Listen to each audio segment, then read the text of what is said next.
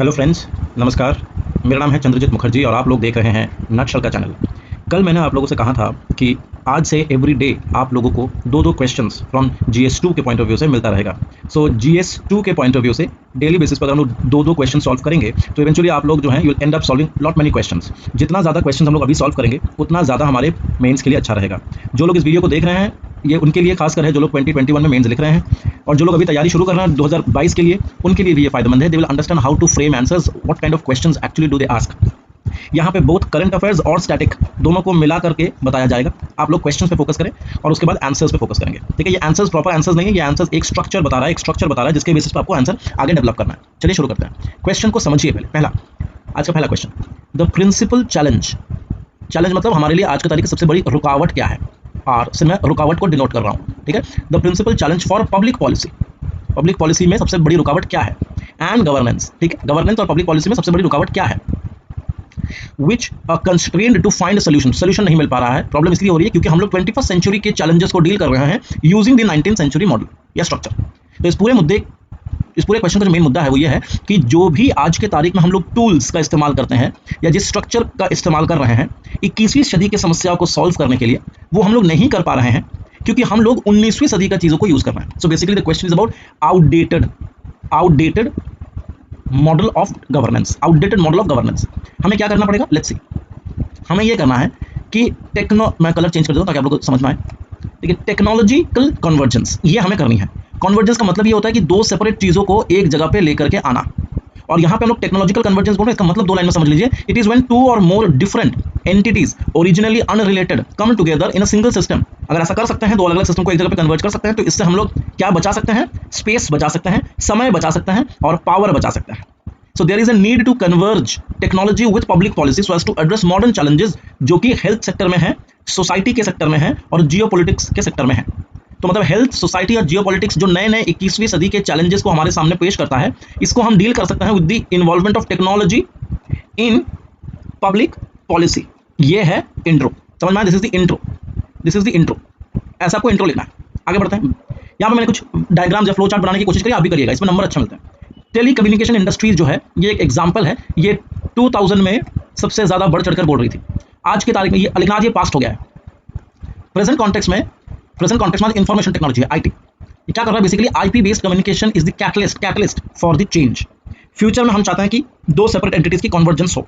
ठीक है, देखिए यहाँ पे बोला जा रहा है कि अगर हम कन्वर्ज करते भी हैं पब्लिक पॉलिसी और टेक्नोलॉजी को, तो उसको गवर्न कौन करेगा? गवर्निंग द कन्वर्जेंस एक मेजर प्रॉब्लम है। देखिए यहाँ पे क्या बोला जा रहा है, it has been a challenge because ministries and departments are turf conscious. मतलब टर्फ कॉन्शियस या स्टैट्यूट बाउंड वर्टिकल सिलोस। इसका मतलब क्या होता है कि ये लोग पुराने समय के जो भी स्ट्रक्चर बने हुए थे, वर्टिकल सिलोस मतलब मान लीजिए एक स्ट्रक्चर बना हुआ कि ये आदमी पहला काम करेगा, फिर ये डिपार्टमेंट, फिर ये डिपार्टमेंट, फिर ये डिपार्टमेंट। तो मतलब ये जो डिपार्टमेंटलाइजेशन है, इस पर बिलीव करते हैं, इस पर बहुत ज़्यादा बिलीव कर रहे हैं, और अपने टर्फ को छोड़कर, अपने मैदान को छोड़कर, अपनी जो पुरानी सोच है उसको छोड़ करके कुछ नया अडॉप्शन में मुश्किल हो रहा है मिनिस्ट्रीज और डिपार्टमेंट को। मतलब ये अडॉप्टेबिलिटी की प्रॉब्लम एक है।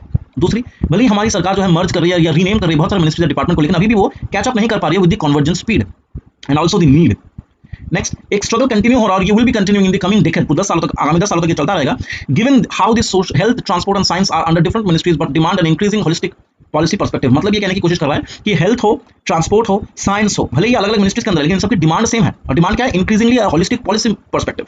और ये डिमांड को फुलफिल करने के लिए आज भी स्ट्रगल चल रही है और आने वाले समय तक ऑलमोस्ट 10 सालों तक ये स्ट्रगल चलती रहेगी।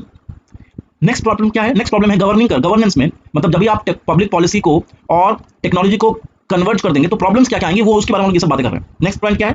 टसल, झगड़े होंगे फॉर पॉलिटिकल पावर। क्यों? क्योंकि बहुत सारे नए प्लेयर्स आ जाएंगे, new actors will join and that will create a problem. मतलब क्या है कि बहुत सारे प्राइवेट लोग इसके अंदर आएंगे, टेक्नोलॉजी अपना टेक्नोलॉजी लेकर के सरकार में या पॉलिसी मेकिंग में, और इससे क्या होगा? इससे प्रॉब्लम बढ़ेगी। क्योंकि सरकारें फिर क्या करेंगी? ये है गवर्नमेंट हमेशा से जो है लॉज या पॉलिसीज बनाती आई हैं, लेकिन अब इसमें प्राइवेट प्लेयर्स भी इन्वॉल्व हो रहे हैं, तो ऑब्वियसली सरकार को ये अपनी पकड़ छूटती हुई नजर आएगी। तो ये एक प्रॉब्लम है।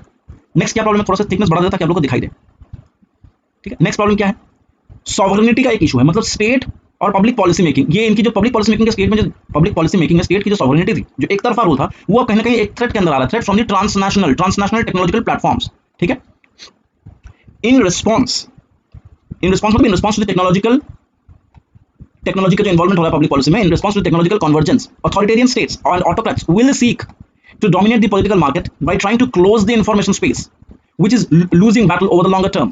यानी कि मतलब यह है, कहने का बात यह है कि सरकारें जो हैं, खास करके जो ऑटोक्रेटिक स्टेट्स हैं या ऑटोक्रेट्स हैं, ये लोग नहीं चाहते हैं कि किसी भी तरीके के पॉलिटिकल मार्केट में कोई भी तरीके के नए प्लेयर्स आए, because they want to rule, एक तरफा, जिसको हम लोग कहते हैं हिंदी में वर्चस्व नहीं खोना चाहते हैं।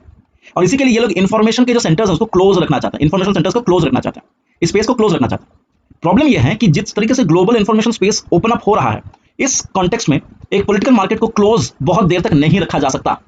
जैसे आरटीई है, राइट टू एजुकेशन, ठीक है। अब अगर मान लीजिए ये कहीं ना कहीं सरकार फेल करती है देने में, तो या इसको लेकर के बहुत सारे लोग या तो पीआईएल फाइल कर देंगे, या तो इसको लेकर के लोग आरटीआई में चले जाएंगे। तो ये सब क्या है? ये सब वेपन्स हैं, वेपन्स है कि आप बहुत सारे इन्फॉर्मेशन को जो आप छुपा कर नहीं रख सकते हैं। तो ये एक छोटा एग्जाम्पल है। आगे देखिए, over the past decade we have seen how many moral panics triggered on social media and amplified by TV can become global in scope. ये कहने की कोशिश ये कर रहा है कि बहुत सारे ऐसे सोशल मीडिया प्लेटफॉर्म्स या टीवी ऐसे चैनल्स हो गए हैं जो किसी भी तरीके की न्यूज़ को ग्लोबल स्पेस में ग्लोबल स्कोप दे सकते हैं, मतलब उसको एक ऐसे लेवल तक खींच सकते हैं जिससे सरकारों पे इफेक्ट पड़े। तो इसके पॉजिटिव और नेगेटिव, इसमें पॉजिटिव और नेगेटिव दोनों एस्पेक्ट्स हैं। तो ये भी हम लोग को गवर्न करना, ये भी हम लोग को संभालना पड़ेगा। अगर हम पब्लिक पॉलिसी और टेक्नोलॉजी को मिलाते हैं, कन्वर्ज करते हैं, तो ये चीज़ हमें संभालनी पड़ेगी। कौन कौन से सोशल मीडिया या टीवी को हम लोग थोड़ा रेगुलेट करें, आप लोग समझ पा रहे होंगे। इसीलिए सोशल मीडिया पे अभी बहुत ज़्यादा रेगुलेशन कस रही है सरकार, जैसे ट्विटर हो गया, फेसबुक हो गया, इन सब पे। अब देखिए सवाल क्या है, मैं फिर से कलर बदल देता हूँ। अब देखिए, convergence of technology and public policy, ये करने में क्या क्या फायदा है, किस तरीके के एग्जांपल दें। सबसे बढ़िया एग्जांपल है, पहले इसको समझते हैं कि ये कन्वर्ज करने के लिए जो प्राइवेट प्लेयर्स है वो आएंगे क्यों, उनका इंटरेस्ट क्या है। देखिए, public policy for investors and value creators, इनके लिए कहाँ से इनका इंटरेस्ट कहाँ पे छुपा हुआ है? इनका इंटरेस्ट इन अपॉर्चुनिटीज में छुपा हुआ है। अपॉर्चुनिटीज एंड रिस्क ये कहाँ पे मिलेंगी? At the intersection of technology, health, society and geopolitics. मतलब कि public policy making with respect to health, society, geopolitics, public policy making में ये जो एस्पेक्ट्स हैं, इनके साथ जब भी आप टेक्नोलॉजी को इंटरसेक्ट करते हो, मिलाते हो, तो ये जो इंटरसेक्शन पॉइंट है, ये इंटरसेक्शन पॉइंट जो है क्रिएट करता है अपॉर्चुनिटीज और रिस्क दोनों for the private investors and value creators, ठीक है। Of course in this spheres of public policy making. Back in 2000 the convergence of telecom, IT and broadcasting was witnessed. ये हमारे लिए केस स्टडी है। फिर देखिए, आज की तारीख में पैंडेमिक को दिमाग में रखकर उसके बैकड्रॉप पे देखिए, genetic testing and synthetic biology have received a massive boost. इसको नहीं मिली होती अगर पैंडेमिक नहीं आता तो, लेकिन genetic testing, synthetic biology have received a massive boost after the pandemic. तो ये एक एग्जांपल है, ये एग्जांपल है कि किस तरीके से टेक्नोलॉजी अगर पॉलिसी मेकिंग के साथ मिल जाए, कन्वर्ज हो जाए, तो कितना ज्यादा फायदा हो सकता है स्पेसिफिक फील्ड में जो नॉर्मल कोर्स में नहीं हो रहा होता। Convergence will almost certainly bring these different kinds of trend together and enmesh with what we call today as tech. अलग अलग फील्ड में टेक जो आज हम लोग समझते हैं, वो अलग अलग फील्ड में इनकी कन्वर्जेंस दिखने लगेगी और इससे क्या होगा, बहुत सारे अपॉर्चुनिटीज खुलेंगे। जैसे convergence is a Meta process, मतलब कि ये कोई एक चीज नहीं है, ये इसकी मैनिफेस्टेशंस अलग अलग जगह पे होंगी। Is extending to even more domains, ठीक है। We can expect it to include in consumer appliances, transportation and health. मतलब एक बार ये पब्लिक पॉलिसी के साथ अगर टेक्नोलॉजी ऐड हो जाती है, अगर कन्वर्ज हो जाती है, तो इसका रिएक्शन, इसकी मैनिफेस्टेशन आपको अलग अलग एस्पेक्ट्स में मिलेंगी। फॉर एग्जांपल ट्रांसपोर्टेशन में मिलेगी, फॉर एग्जांपल हेल्थ में मिलेगी, फॉर एग्जांपल कंज्यूमर अप्लायंसेस में मिलेंगी। समझ पा रहे हैं आप? इसके बेनिफिट्स क्या क्या हैं देख लेते हैं एक बार। It will intensify the competition among the companies. ये कौन से कंपनीज है जो लोग टेक्नोलॉजी या टेक लेकर के आएंगे पब्लिक पॉलिसी मेकिंग में in the era of technological convergence. दूसरा, innovative services will be launched by the different companies. तीसरा, क्योंकि हायर कंपटीशन होगा तो कॉस्ट लोअर होगा और प्रोक्लिविटी जो है, वो टेंडेंसी जो है वो टुवर्ड्स इनोवेशन वो बढ़ जाएगी। तो ये बहुत सारे बेनिफिट्स हैं। तो इस तरीके से आपको आंसर लिखना है। इसके बाद आप अपना कंक्लूजन लिख सकते हैं। अगर आपको कंक्लूजन लिखकर आप चाहते हैं किसी को चेकिंग कर दे, तो आप लोग कमेंट सेक्शन में कंक्लूजन स्कैन करके या लिखकर सेंड करें, मैं उसका रिप्लाई जरूर करूंगा। जो नेक्स्ट क्वेश्चन है हमारा, क्वेश्चन नंबर 2 जो है वो थोड़ा सा इंटरेस्टिंग है। ये भी GS2 पे है। ये जो पूरा हम लोगों ने भी डिस्कस किया, ये क्वेश्चन नंबर 1 था। ये क्वेश्चन नंबर 1 था, ये लिख देता हूं मैं, जिस पर क्वेश्चन नंबर 1, ठीक है। और अभी जो हम लोग कर रहे हैं वो क्वेश्चन नंबर 2 है। ये क्या सवाल पूछ रहा है, देखिए सवाल को समझिए। स्पेशल मैरिज एक्ट 1954 में जो पास हुई थी, it was a first step towards uniform civil code. मतलब कि ये जो आर्टिकल 44 में है, ये एक DPSP है और हमें पता है कि DPSP नॉन जस्टिशिएबल है। लेकिन इसको अटेन करने के लिए ये जो लिबरल प्रिंसिपल है DPSP का, इसको अटेन करने के लिए पहला स्टेप उठाया गया था 1954 में with this passing of this special marriage act. इसके अंतर्गत क्या होता है, डिफरेंट फेथ के लोग शादी कर सकते हैं, ठीक है। अब बट इन प्रैक्टिस इट्स मतलब ये एक्ट का implementation is farcical, critically analyse. इसका मतलब क्या है, आपको इस एक्ट में छुपी हुई डिमेरिट्स को दर्शाना है। आपको ये बताना है कि एक्ट ढंग से इंप्लीमेंट क्यों नहीं हो पा रही है। इसका कॉन्टेक्स्ट क्या है, ब्लू कलर ले लेते हैं, समझ में आएगा, दिखाई देगा आपको। कॉन्टेक्स्ट क्या है, इसका कॉन्टेक्स्ट ये है कि इलाहाबाद हाईकोर्ट ने रिसेंटली एक ऑर्डर पास किया with respect to habeas corpus writ, ठीक है। ब्रिंग द बॉडी, ये आपको पता होगा, ये हाईकोर्ट ने किया था, मतलब आर्टिकल 226 में said that it is disgusting, rather disturbing is the word, that one should change one's faith just for the sake of matrimony when two persons professing different religions can marry under special marriage act। मतलब यह है कि जब दो different धर्म के लोग special marriage act के अंदर शादी कर सकते हैं, तो ये बहुत ही डिस्टर्बिंग चीज है कि किसी एक को आप बोलो कि आप अपना धर्म बदलें just for the sake of marriage, just for the sake of matrimony.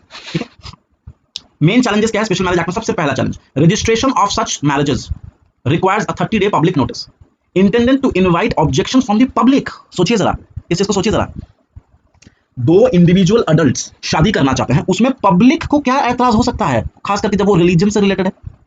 तो ये जो इंटरफियरेंस हो रहा है सोसाइटी का प्राइवेसी पे, ये अपने आप में एक अनकॉन्स्टिट्यूशनल बात है। समझ में आ रहा है? दूसरा, ऑब्जेक्शंस जो भी यहाँ पे इनवाइट करेंगे that are limited to technical aspects, मतलब उम्र कितनी है लड़की की, क्या ये लोग साउंड माइंड के हैं, ये सब। But such public notice often becomes a reason for life threats. स्वाभाविक रूप नहीं है कि अगर हम लोग इन लोगों को इन्वाइट कर रहे हैं, पब्लिक को इन्वाइट कर रहे हैं कि एक प्राइवेसी में इंटरफेयर करे लॉ के सहारे, तो ऑब्वियसली जो लोग इन सब शादियों के खिलाफ हैं वो लोग धमकी देंगे वो कपल्स को। ठीक है, section 6 of the act violets fundamental right of privacy. समझ में आता है? केरला ने अभी हाल फिलहाल में नोटिस किया है कि जितने सारे इंटरफेथ मैरिजेस हुई हैं केरला में अंडर द एक्ट, वो are reported to have been circulated social media by the right wing groups called कि यहाँ पे लव जिहाद हुआ है and they led to some communal tensions. बारे मेरा भारतवासी, हो क्या रहा है यहाँ पे कि दो अलग अलग रिलीजन के लोगों ने शादी किया इंटरफेथ अंडर दिस एक्ट, लेकिन कुछ राइट विंग लोग के ग्रुप ने सोशल मीडिया में सर्कुलेट कर दिया कि उन ऐसी मैरिजेस को एज लव जिहाद, और इसकी वजह से कुछ कम्युनल टेंशंस दिखाई दी। मेजर प्रॉब्लम क्या है? Constitutionality of making personal information available online. Absolutely correct, article 21 का वायलेशन। दूसरा, PIL against this 30 day notice under the act.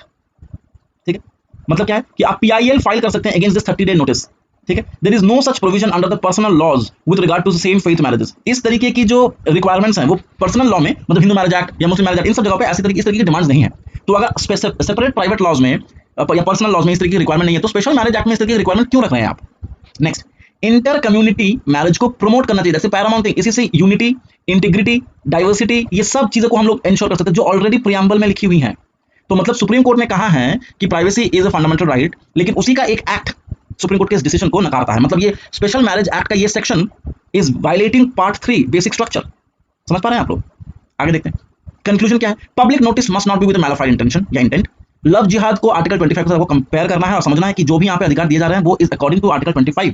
उसको लव जिहाद के अंदर कन्वर्ट मत करिए, अपने पर्सनल ग्रजेस को दूर रखें, ये चीज में एक जरूरी है। तीसरी बात जो सबसे अच्छी बात है वो है सुप्रीम कोर्ट ने गोवा का एग्जांपल लिया है एज अ शाइनिंग एग्जांपल, ताकि उसको हम लोग एज एग्जांपल यूज कर सके पूरे देश के लिए, जहां पे यूनिफॉर्म सिविल कोड बहुत ही बेहतरीन तरीके से एप्लीकेबल हो चुका है। यस माय फ्रेंड्स, गोवा में uniform civil code already application में है। तो इस तरीके से आप अपना कंक्लूजन ड्रॉ कर सकते हैं।